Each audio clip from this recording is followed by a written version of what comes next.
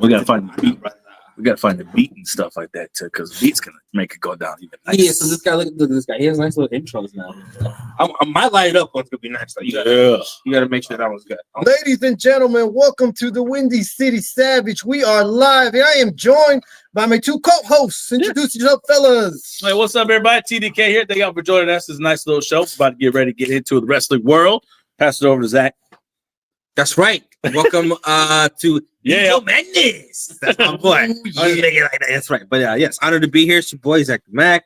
Yeah, like I said, man, it's awesome. I love to talk wrestling with you, Joe. You have your opinions are very vast. I love them. You already know, man. The one and only. And let's start off with the most electrifying man in sports entertainment today has returned to the WWE on SmackDown Live to confront Cody Rhodes and ask the man for his soul. That's crazy. He said it like that? Yes, he did. Or did he? He's like, I want your soul. And I'm like, what? Damn. Hey, you guys remember Blood In, Blood Out? Right? No. Yeah. He's like, I don't want his biscuits. I want his life. That's the vibe right there. Holy shit. That's what it felt like. And I'm not gonna lie, that I was like, is this a niche or whatever? Then he did a press conference that kind of like just explained things, and I'm like, oh, I don't know. It's funny because I don't know if you heard the audience members said, at least buy him dinner first. Nice. Hell yeah.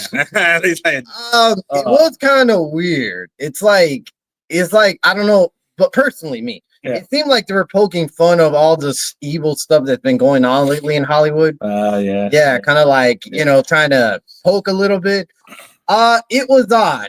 I mean, did you guys watch the whole segment on Friday? Not the whole segment. I got glitz of glamour based on what came on social media, but as far as I know, that's kind of the niche of saying, like, I'm not here to go after you. I'm here to, you beat up, blah blah blah. I want you to be this and that and stuff. And then in order to do so, though, I need your soul. Well, let's just put it some background content. So remember a couple of weeks back when they first debuted on Netflix, and then people were like, why are they dabbing each other? Like, hey, how's it going, Cody? Right. Now they're all friends. Right. Watch the debut. Yeah, and that was very friendly. It was very friendly. And then people were like, you're killing kayfabe. Like, what the hell? Right. And then the next day, The Rock on NXT says, why don't you guys shut your mouth and just enjoy the ride we're taking you on? Yeah. So there was, I guess, somewhat of a plan. And when The Rock came out, he did explain that throughout the couple of months right after that whole WrestleMania, him and Cody became best of friends. Him and his mom, both of their moms are now best friends, and they're both mama boys. Off screen too, like they've been seen like drinking Terramana together, like taking shots, shit, like in the parking lot of the stadiums and stuff. I did see that, like, you know what I'm saying, on hikes. Like that. So they have been buddies as of recently. Into that a little bit, So that could play a role. Like The Rock said, they're both similar in many ways. They both come from wrestling families. Right. They both have wrestling like the next generation. They both have daughters. They're both exactly. True. So he's kind of saying, like, we're very similar. We became very friendly, and that's when he invited him over. He had a talk with them, and he wants him to be his champion. Yeah, that's right. His champion. The way he's emphasizing that is my champion this, my champion that. But I'm not, is it just me, or does it seem like Cody's turning over to, like, it kind of has been little by little stepping into the nightmare, per se, the American nightmare. And he wants to turn maybe heel. To me, did Undertaker even said it right before WrestleMania 40? He was saying he has some heel like in him, and it doesn't seem like it'll be a bad thing for Cody. And I kind of agree to that. I'm like, yes, you're giving us the baby face now to defeat Roman or whatever case to be. That's fine.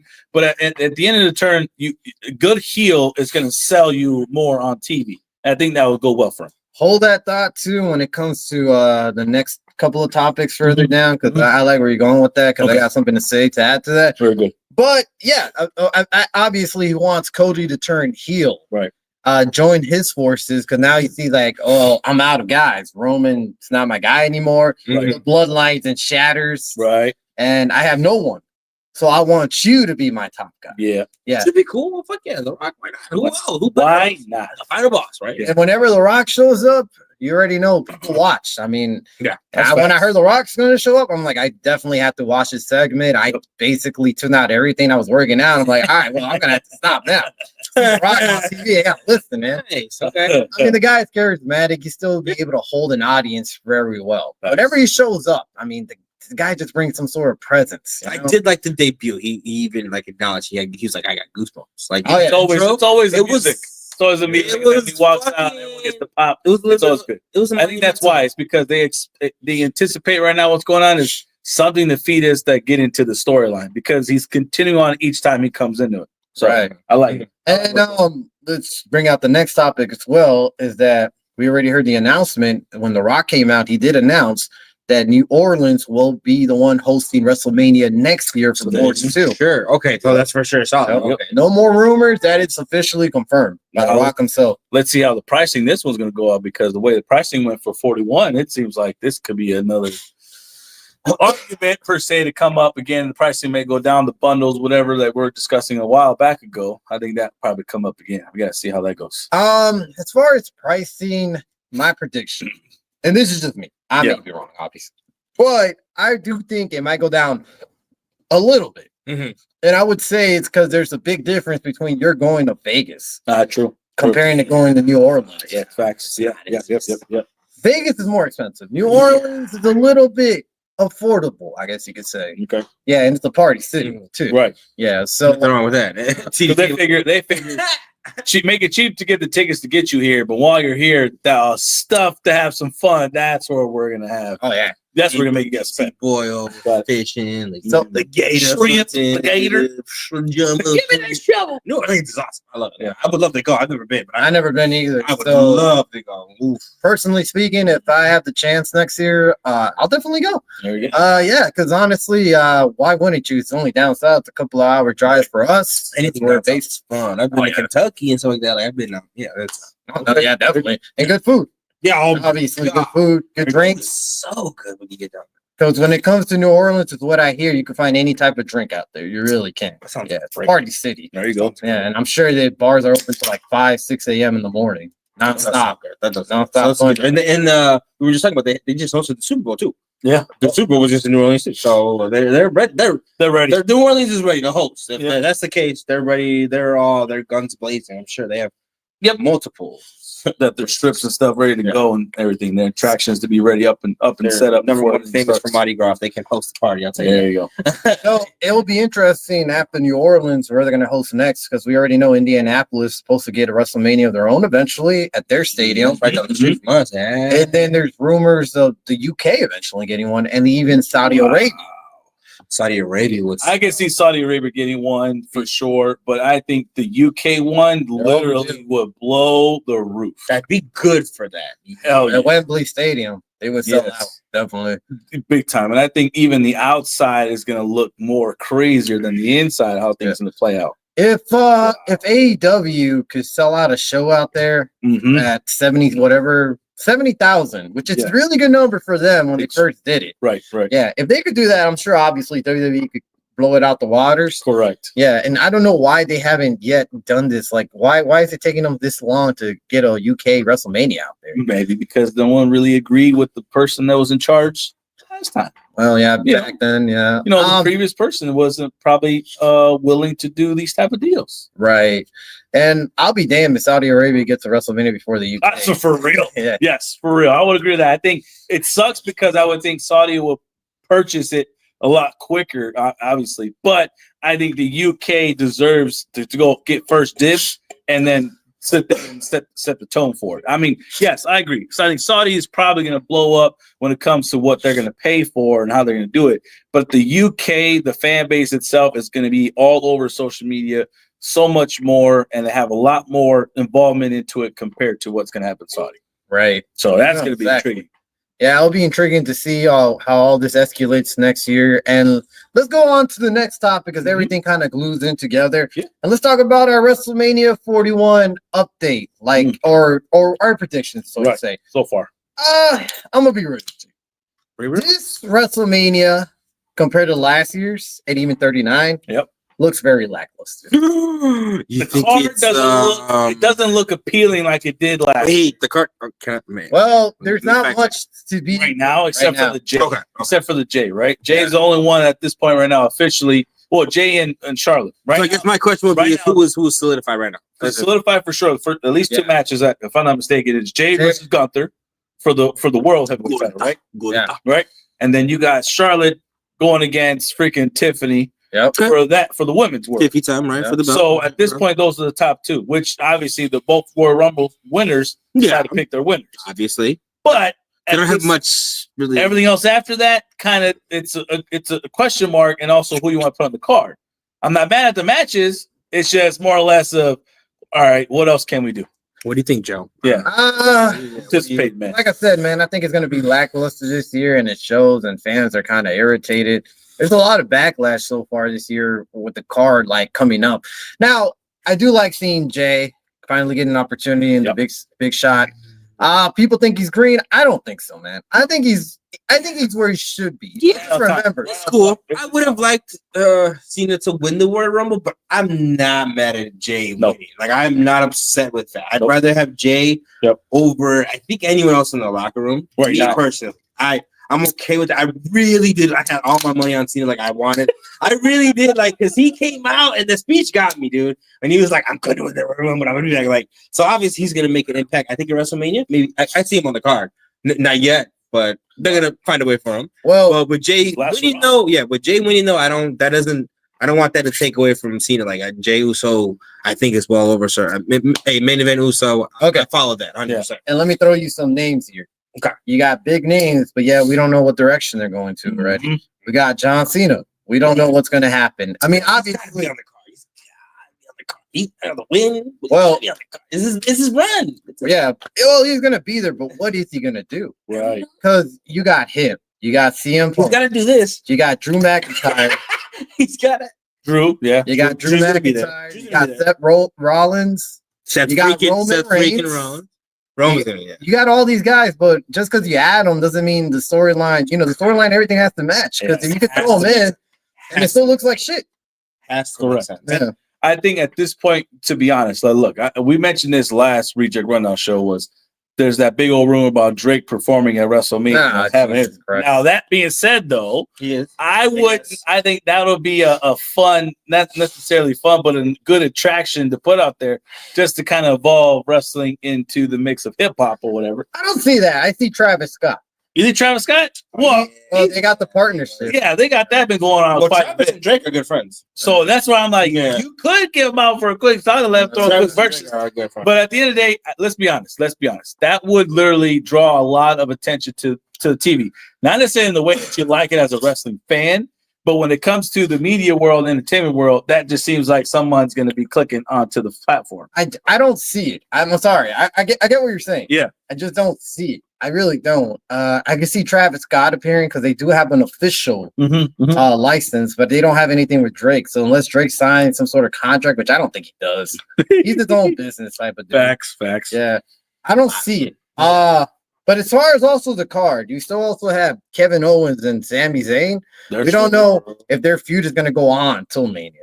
Now, what's going to happen with CM Punk? I think of all things, that's going to be this is going to be a nice WrestleMania that he wants to kind of one up what he did with Drew last year. But so that's the thing. It's like you have all these guys, they're all main eventers, but you got nothing. You really got no storyline going. It's almost like they have too much capability. They don't know what to do with it. Well, yeah, because too many routes to make, but you don't know which route to take. There's rumors here, and let me throw you some scenarios. Yeah, there's a scenario. Oh yeah, let's get there. There's a rumor that supposedly it's going to be Rollins, and CM Punk all in the triple threat. I did hear the triple threat because of the Royal Rumble situation, right? CM Punk and who? And Rollins. Yeah, and Rollins. Because of the Royal Rumble situation when Seth went out, Seth Rollins, he got mad and kind of attacked, if I'm not mistaken, correct me if I'm wrong, he attacked CM Punk and some Roman, I think, was on the side too, and like there was a whole big controversy after the elimination. Yeah. What's the end game? Right. Yes. So yeah, what's next in there? So I think they should make it. If that's the rumor, I think they should make it more detrimental to the triple threat. They should do a TLC triple threat. They should do it more. I feel like if it's going to be WrestleMania, yeah, like. But if they're going to do the 3, it's a career type of. Yeah, but that's the thing. It's like that's just for viewers, though. I think, for just for viewers. Like, but what's the point? Like, there's no storyline really there. But I mean, like, the winner. Rollins with crazy attack, and now they're all fighting each other. Rollins wins and like solidifies that he's better than them too. I don't really know. Yeah, that's what throws it off. Roman wins and like he's I don't know. Like there's no winning scenario here. CM Punk wins and then he's just better than. I guess what we're trying to say is that at this point right now we're kind of getting the understanding of when WWE has way too much talent. It's kind of hard to depict and also partner up with the right story to make this make sense for us viewers. Like the talent is there. No matter what we say, the talent's there to make a good show and a good match. It's just what and how are you going to do it? The dilemma that we're having is WrestleMania is down the corner. It's like around the corner, just right there. And you haven't given us a good setup just yet. Yeah. Don't just throw it in there and then expect us to appreciate what you have. Yeah. Make it make sense. And especially my mind, if it fails, the only person to blame is Triple H and all this because and the Rock, because it's like you guys already understand how good in preparation you need to have for this to make sense. And if you don't have that traction, then a lot of the fans are not going to resonate to what you're putting out there. I mean, this is what there could be coming across, and it could come back. And then put it this way: you got the Elimination Chamber, and let's say scenario winner. Let's say CM Punk wins, and obviously he's going to go face Cody Rhodes. Right. Because Gunther's already taken. Right. Or if Cena wins, he'll face Cody Rhodes as well. Nice. Now, that's the thing, though. Now that you brought The Rock back, who's going to turn heel? Because you can't have two faces going against each other. No, I think this will be the crazy thing. I think this is why we're probably saying this could be the part where Cody does turn heel in this case. Because if they're not going to give us the match between Cody versus Roman rematch in a sense or whatever, which it doesn't seem like they're going to do. Right. But if they're not going to do so, then the only other outcome that could be entertaining would be the Cody going heel. But that's the thing. And I get that. It's a nice scenario, but it's like, does it really make sense? The guy fought The Rock. That's right. The rumor is The Rock burned down his RV. Yeah. Yeah. And he gave him his lighter, knowing that he burned out his RV last year. It doesn't make sense. Now, what if Cena turn heel? I love that, John. Yeah. It doesn't make sense. Right. Now, think about this. I don't know if you guys watched the press conference afterwards. Yeah, a little bit. Yep. Cena said, I'm officially entering myself in the Elimination Chamber. He was instantly salty, right? Yeah, and I'm going to win my 17th title, and this is best for business. Right. That kind of sounds like he's kind of cockiness and heelishness. He sold it for me with the right. He made it seem like he's going to do it wrong. Could we see a face-to-face with Rock and Cena talking about this is what I deserve type of deal again? I mean, that's what it's like. You could put it in that picture and say that could make good for TV where you have these two face-to-face against each other again. That'd be really but at the end of the day, it's like, okay, it's kind of predictable. So, but then it will be, so let's put it this way. It would be another Austin, McMahon, The Rock scenario. Where Cena comes out. Yep. Cena's the old veteran. Right. Just like Austin was. Correct. And Austin could have beat The Rock. Right. He did everything he can until Vince came out and gave him the chair. That's right. It's like, here, take him out. I'm with you now. Yep. And he makes Cena turn heel. Right. But do we remember the backlash from the Austin heel McMahon turn? Oh, my God. Is it going to work again? No, I don't think it is. I don't think so either. That's the thing. There's so much options, but yet there's not that much perfect outcomes. Correct. It's a hit and miss scenario, and it's hard to put it out there because there could be some downfall to this, and it couldn't. Maybe the backing to it when it comes to the fan base, it can teeter-totter either way. And at this point, it's going to be. And does The Rock even wrestle? Is that really an option this year? Right, exactly. As the final boss, boy, I would say hardly at this point, it's going to be hard for him to say yes, he will, because we were just announcing that he's going to be in a new movie with Martin Scorsese. Yeah. He's going to still finish off what's going to happen. Like possibly Marvel's looking into grabbing him at this point right now. I don't know why. If I'm not mistaken, he was still filming his other movie about the UFC fighter.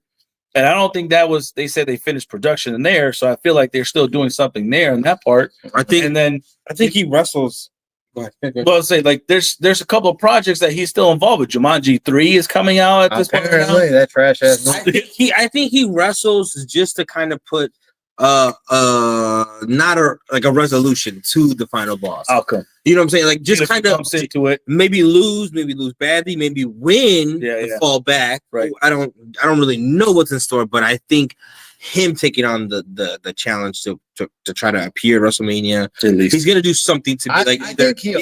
You know what I'm saying? But either I don't think he wrestles. No, I think he's gonna take a bump or two. Why not wrestle and just because he got injured? Every time he wrestled, he looked bad last year. He looked bad last year. He looked better. I mean, he looked bad. He didn't get injured last year. He didn't get many bumps. Exactly though. He was kind of like he let Roman did all the dirty work in that part. He got carried. But that was fine because you gotta understand, like that's first off, he's not the same athlete type of style he was back in the 90s or 2000s. But in this way, it kind of fit his new regime. I'm more of the muscle than I am, what's it called, the athletic type of guy. You know what? And I'm just take a bump. Dish out. Yeah. Throw him through the table like they did fucking Paul Beck. Right. But also, The Rock does have some sort of ego. Yeah, exactly. I don't see him taking a bump. I feel like he'll give. That's what I'm saying. I feel like he's gonna, with his ego, he's like, I'll wrestle for like 5 minutes. He'd be like, let me get like 5 minutes. I don't think he wrestles. I think he just appears. Right. Cameo. Okay. Just like remember 27 when he appeared. I feel like this is gonna be another scenario too. Could be like the Miz and Cena. Right. Okay. Yeah. Well, he's kind of like he just kind of goes crazy on the mic, and he's like, Yeah. That makes sense. Interesting to say the least. But that's the outcome of the card. But by the way, falling into what you said earlier about Cody maybe turning heel possibility, right. I could see that happening. There's always that scenario, and then you will look back to what Kevin Owens said, and all the interviews he's been doing about Cody and saying how he's not a true friend, this and that. So in the end of the day, if that's the case, and if he did turn heel, that means Owen was right. Yeah. And he's been the baby face. Correct. Yeah, but no one was listening. No one believed him. And that's the one thing that I feel like Kevin Owens, these last few years, is very underrated. And I go all the way back to the pandemic. Yeah. When he was facing Roman and getting his ass kicked constantly. Right. He was spitting out some true facts. And all this stuff has been carrying throughout the years. I feel like he's super underrated when it comes to these in-ring interviews going on, like backstage and stuff, saying that everybody here is fake, and I don't fall for the corporate BS and all this. That's why he's never probably been given that push. You know what I mean? Yeah, and it's like if you listen to it, it's like it's all part of his, like, in the end, it's like he was right. Like, I've been right. I was right. I'd seen the writing in the wall. Now he turned heel, and I'm still supposed to be the face. I'm trying to save you guys. I'm trying to save you fans, but you're not listening to me. I had to do what I had to do to save you guys from this monster, and this monster could be Cody Rhodes. Yeah, and that's possibly a scenario that might happen in the next few weeks. Oh, big time. And I think it also kind of plays the picture of what was going on with Drew McIntyre. So he was kind of doing a same thing. Drew McIntyre and Seth Rollins. So it's like, that's where I guess you would say this is why they're probably kind of painting a picture, and why a lot of rumors been going around where there could be that faction forming between Drew, Kevin, and Seth based on this whole idealism that they're trying to spew to the world at this point in the wrestling. And at this, I can't say it's not believable, because they're making sense of what you're talking about when what they're saying is coming true. So it's like that's involving the evolution of the story. And especially if Cody turns heel, which every little kind of small little intricate step that's been taken to this point, it's only going to catapult and light up more of a fire between these guys. Right. And it's gonna look good. I've always said Cody has heel potential. And at this point, it's the perfect time, because if you're having your tattoo and your whole like segment of your side character, like your side AKA code name is the American Nightmare, you got to live up to that name in a sense. And it's only time where WWE is going to let you live up to it and let you be the heel of the American Nightmare. I mean, to put it this way, WWE has always been based on we need a face of the company and a face indeed. So put it that way. I do agree. I think Cody Rhodes should turn heel, and I think it will do a great job being a heel character. That'd be cool. So my question is, you turn him heel, who's your face? You got to have a guy who sells merch. Jay. So right now, I think Jay would be probably the only person you would keep as the baby face. And that makes sense. And it only goes well because he's already a big baby face. You know what I mean? He has the whole thing. You know what I mean? He has the whole thing. So at this point, you have that. But now you also need it in both shows right now between Raw and SmackDown. So right now you're giving Penta a lot of babyface, mode, the mask and all, everything. So at this point, can he be your next big guy there? Possibly, maybe. He's not young, so you're probably going to push it because right now he's doing well. But it's also more or less of like, all right, out of the other big names that we have on board, is this the one other guy that we're going to pick? Mm-hmm. And right now, I think Penta will probably be that one other guy. You still got freaking what's it called, Damian being the babyface, but really people are not, in a sense, backing that so much. So, but after the heavyweight debut, I don't think. Thank you. I think after that debacle of his heavyweight title, it just kind of Gunther solidified. Yeah. Solidified his heavyweight. Right. So just a little bit adding more. Drew McIntyre, where does he go? Because there's a possibility that we get. That's a better question. Where does he go, Joe? WrestleMania. There's a possibility it could be Drew versus Damian Priest. Yeah. What do you guys think of that? I mean, that's not bad. I think at this point that'll be a good matchup for Damian because he needs someone who kind of helps him control the match a little bit and kind of make the right spots. And for big men, but between them two, they can actually hold good matches apart. So that's actually not too bad. But now, with that being said, though, is Drew not going to interface anymore to what's going on with everything going around the whole thing? That's what I guess I don't care too much for the match, but it is for Damian Priest. For Damian Priest's storyline, I think it's good to carry on with it to help him, step away from keeping him relevant right now, keeping him relevant and stepping away from the whole what are they called? Judgment Day. Stepping away from Judgment Day to make his own. Because as a heavyweight, I think he should be a contender. Solidify. Like if he did like a whole more personal, not even with Rhea like on his side either. Exactly. Speaking of that, I could also see Finn Balor versus Dominic Mysterio. It's an option for WrestleMania, right? Yeah, because we're gonna break it up eventually. You're gonna, and you also got to get Finn Balor bringing back his the Demon. You know what I mean? You got to find a way to have him bring that back because I think a lot of people are like, it's been gone for too long. We need to kind of get him a scenario where he brings back the Demon again and have that whole his own little his old side character that he's good on the mic. He is. Finn Balor's he's not a scrub. He's not a scrub. He's pretty interesting. He had a good hype train before Seth injured him. Okay, I say that because that's why I don't like Seth. But he was very, he had a good hype train right there before that little incident. I wish he wasn't under Gunther so much either, because he could do so much by himself. I feel like, right? He definitely can. He has an independence on the mic where it's like he's an entertainer for sure, big time. He's like Intercontinental vibe type, right? Oh yeah, just it. And then we also got the scenarios. What happens with Rhea Ripley? Do we get another match against Liv Morgan, which I'm getting tired of seeing, or do we get one against Io Sky, which I think is a little bit better? I think Io will probably. I would vote more on the Io, and I think Liv and Rhea, that story. I think it's okay. It's outplayed itself because right now at this point, Rhea we don't want to keep hearing that Rhea is still hooked up on what's going on with them. She's done. At this point, she needs to kind of say, "I'm not worried about the band no more. Fuck that. It's over with. Let's move on to the next topic I can, and I'm gonna continue on and be the champion that I am." Carry that way. That's it. But I think Io will probably be your next step because I want to see her versus Io. I want to see her versus who else they have on there now too. Actually, I want to see her versus Bianca one-on-one. Not gonna lie, I don't like Bianca, but I think her one-on-one against Rhea, that'll be nice. The only thing is that if Bianca and Naomi still holds those tag team titles, they're going to be involved somewhere on one of the nights, but with the titles itself. And that's if Jay doesn't return. Yeah. Which we don't know when the timeline would that be. Really. Correct. They could do the rare occurrence where like Bianca supports her by getting the belt. You know what I'm saying? Like she can be like, "Hey, let's get the tag teams, keep them." And or here, get your belt. Take your shit. I'll go challenge for the title. That's true. She could. Right? She could be like, "Bitch, find a new partner." That's what they did with Naomi. Here, take the title.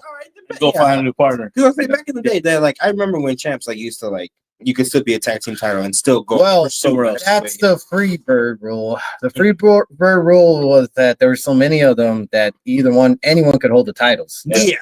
Those were kind of. I remember that. Like, a good time. Yeah. So I think that's what they're kind of doing nowadays. Just doing the free bird rule. Like here, just take it. Like if the LWO won the tag team, any of those motherfuckers could have the title. Bring it back though. I like that. It just gives everyone a chance to have a little sense. Right? Yeah. It gives them a little exposure. Perfect. Well, I guess we'll talk about this more as we get closer to the card. Correct. We do have the Elimination Chamber happening next week. Yep. So that'll be exciting to see what the outcome is. Exactly. What the outcome is, who they actually picking to win at this point. Because I think we can kind of, if we do like a whole little card event, we say we pick or whatever, it's anyone's game, really, to be honest. And it's going to be intriguing, to say the least, who actually does. Alrighty, guys, and let's get into a little bit of AEW topics next. So on the news list, we do have a bout that was so weird. I didn't understand it. No one did. I don't know what's going on there. But Megan Bayne, the new AEW women's star, had a match against Chris Statlander. And she won. And after the match, there were her and Penelope Ford were attacking Chris Statlander. Damn. Then out comes Thunder Rosa with the chair. Yeah. She ran into the ring, grabbed the chair, and she was expecting, and because I'm saying this what it should have happened, she was expecting both women, Megan Bayne and Penelope Ford, to run out of the ring. Yeah. Now that didn't happen. Oh. They both said, "Hit me. Just do it." Yeah. And you saw Thunder Rosa look really lost, and just kept flinching it, but looked like an idiot. Yeah. Yeah. She looked back. She really did. She was like more like a pause. Like hit you? Well, this wasn't part of the script type of moment. Oh. Yeah. It looked like they went into business for themselves. Oh. We don't know the story. We don't know whose fault it is. It could have been Megan Bayne. It could have been Penelope Ford, the veteran of AEW. Yeah. And it could have been Thunder Rosa. Maybe they didn't discuss the plan. Maybe they weren't talking about it. Maybe they just, said, "All right, fuck it." Yeah. Maybe there's some backstage politics. But if you guys didn't see it, you guys should watch it. But just out of curiosity, what you just heard. Yeah. What do you guys think? Like, what the hell? It looked really bad. Well, let's put it this way. I think it sucks that it's showing now more, and it's really, really showing it in a really bad negative way to the product, because it's like you're definitely telling me that no one is in charge of how this storyline goes. I get it, Khan. You want to let your wrestlers, let them have, in a sense, creative control and let them do what they want to do and work amongst themselves. But you gotta have some input and sit there and say, "This needs to happen, guys." Yeah, someone control or some like supervise. Exactly. It's kind of like a Kevin Feige in the MCU. Like, directors, you have your control, but hey, guys, it needs to fit this plan. Yeah. And we all got to have the end game to here. Now, how you guys communicate that amongst yourselves, I need you guys to communicate that for us to show it to the fans and give us that product on air. And we're giving you live time. So it means a lot. Don't mess up. Yeah.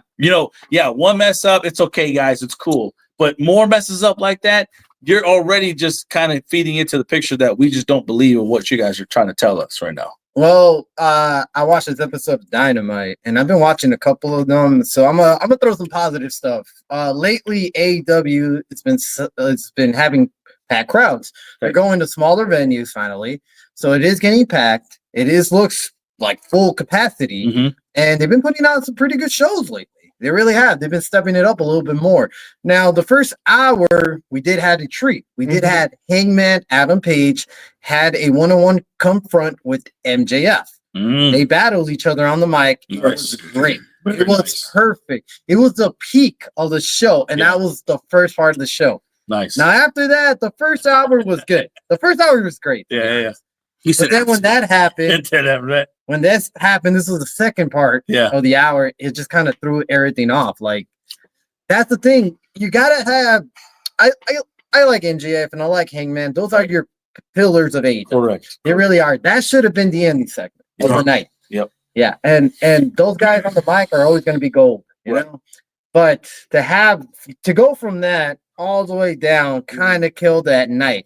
Now it wasn't a bad show, but it could have ended a lot better if things were switched around. Well, there you go. Exactly. It could have, in a sense, not saved the process, but it wouldn't have had a bitter taste, depending on the time frame. When you're giving us this great heat in the beginning, and then all of a sudden you have this type of mess up happen at the end, you really have the after bad taste, and it's like,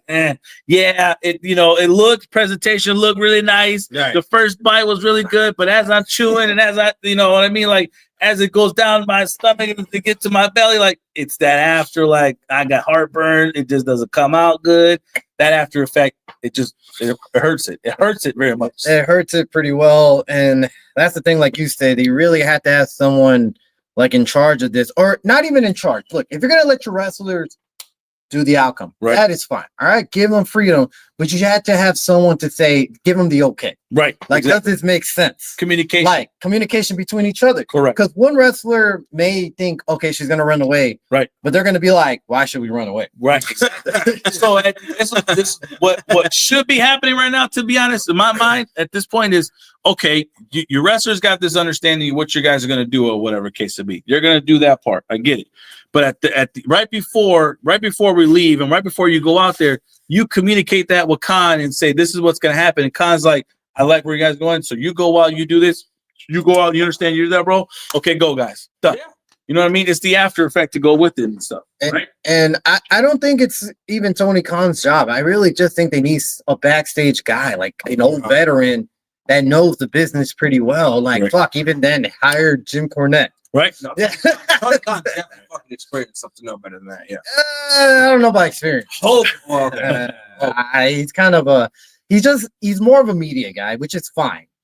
Get someone that knows the business very well. Yeah. Yeah. I mean, you got veterans in there, man. Have them take control of the show, you know? Don't have them wrestle. Right. Have them do some backstage roles. Let them be. Yeah. Let them be. I agree. Get someone supervised. Communication, because I felt like there was no communication. And if they went business. It just showed there. I mean, that's of all things. You showed there was no communication. And whether you're going to debate the fact was or wasn't, it tells you right there. And if they went for business for themselves, guess what? Punishment's coming. Suspension should be at some place, you know?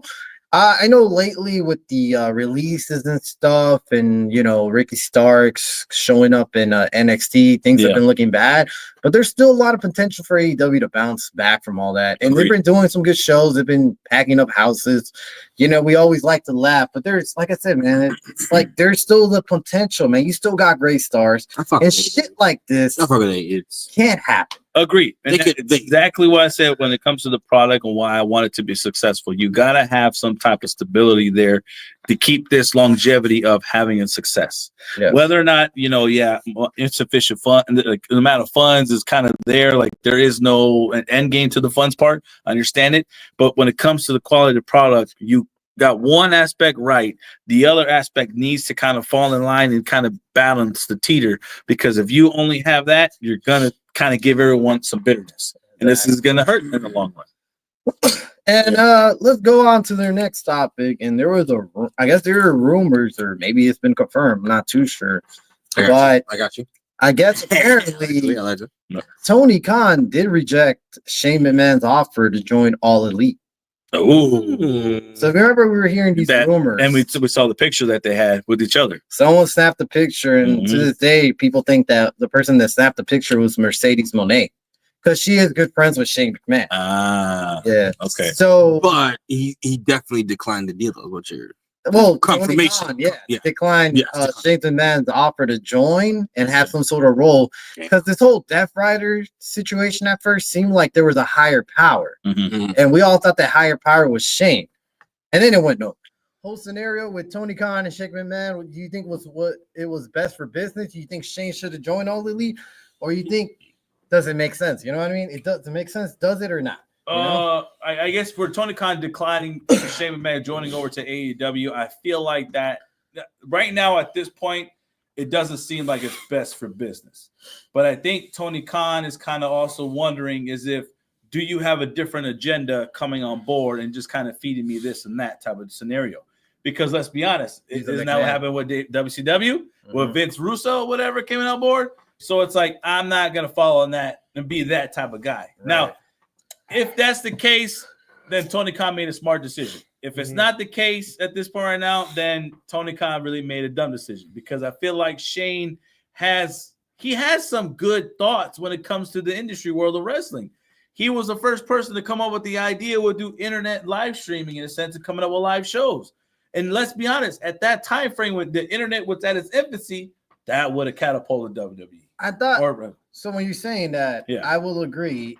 Okay, so let's put it this way: had he brought him in for a backstage role, would have been perfectly fine. Yeah. Had he brought him in for a TV on screen, I don't know about that. We saw Shane and his negativity when he got in charge for a little bit of the industry. Right. But backstage role with the marketing, I think would have been golden.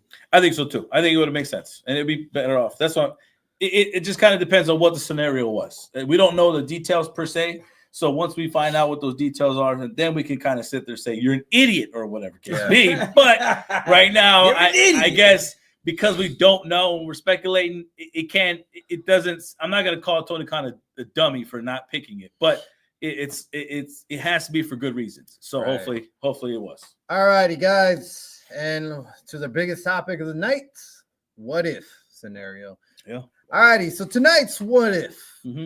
And we're going to talk about kind of like with the what if Shane McMahon stuff. What if Shawn Michaels? We all heard the rumors.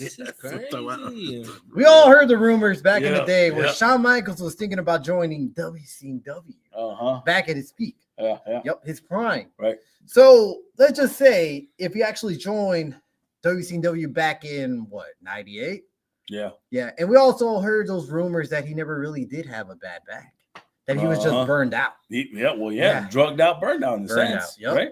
And his back was never hurt. So let's just say this. What if he did join WCW 98? How do you guys play out this scenario? With him being there with his buddies, the clique? Well, I mean, I'm not gonna lie. I think that would have really even helped and made NWO a lot entertaining in a sense with him joining, because let's be honest, if he would have joined WCW at that time frame when WCW was really going with NWO and that whole entertainment business era, that would only help Shawn Michaels in that role. He was already a cocky bastard, what people were saying at that moment. It just would have only fueled his perspective then. Right. And maybe his personality now would be a lot less of a, cool guy kind of personality. That cockiness could have carried his weight because he would have made money there. He definitely would have made money in NWO. He would have been good. I don't think he would have been the wrestler that we now know him now, because he didn't really learn that wrestling until he came back after his back injury. So that would have been different. I think he always had it, that type of style of wrestling. He just needed the right people to bring it out. Now, let's just put it this way. Okay, Zach, actually, let me go. Let you go first. I feel like you had something to say. I did. Yeah, you're good. I mean, I was going to let you finish either way. You're a valid point. But I was saying at the era, too, what that was going on is he definitely had the chip on his shoulder, I think, with the wrestling and like trying to be a heavyweight contender. Yep. The cockiness he had, I think, would have mixed well with the whole WCW and the whole NWO aspiring during that era. With his buddies, I like the way you put it too, Joe. Was like, he definitely would have just mixed well. Scott Hall and Razor Ramon. Man, Razor Ramon was the dog at that time, man. Like Kevin, you know what I'm saying? Like they were on top, and like for them to form that, Shawn Michaels was at the time competing against them, like trying to be his own iconic star. He was. I mean, it wasn't. I feel like it was almost a missed opportunity because we got it in WWE, but it was at the time was more raunchy and more aggressive at the time. And I think that would have mixed well for them. It really would have been. I think as a Shawn Michaels fan, I think that would have been the time to do it too. I mean, you had Sting there, you had Goldberg there. Like that would have been the era. You know what I mean? My scenario would be Shawn Michaels joins. All right. Yep. Shawn Michaels potentially expands in a good way the NW storyline. It would have been this. It would have been everything would have played out exactly how it was. But in the background, everybody would have had Kevin Nash take over the NWO as the leader and dethrone Hulk Hogan with the help of Shawn Michaels. Right. He would have been the guy who's been planning this the whole time. And he would have been the mic, basically, because he always was good on the mic. Hell yeah. And during that time, I felt like he would have had good matches with Eddie Guerrero, Rey Mysterio, and all the cruiserweights. Yeah, correct. Because he did have that style. So if anything, we would have saw the early peak of Shawn Michaels happen earlier. If I'm not mistaken, he said that he would have liked to work with Eddie Guerrero more, right? Like and that's what he would have been peak. Yeah, and but also he could have crashed and burned because at the same time, WCW was a shit show. So yeah, we don't know. It had the height of it, and then it just fell really. It could have just felt completely flat, just like happened to Bret Hart. Completely Goldberg's career too, when he was the heavyweight, and then just flat toe. Like it once it went down, WCW. Once it went down, it just went down. It went down, and it's like a giant drop, actually. Like you know what I'm saying? Like it just it just went down. But that was the shit show with WCW, and that is the what if. Because we don't know what's going to happen. Honestly, it would have been nice to see. It would have been great to see. We already know he would have joined his buddies to click. That's for sure. But it's one of those what if scenarios that we'll never really, see. But it's always good to fantasize. Hell yeah. And that'll be it, guys, for the Windy City Savage show. I'm your host, Joe Madness. Thank you guys for joining us. We'll see you next time. Oh, yeah. Joe.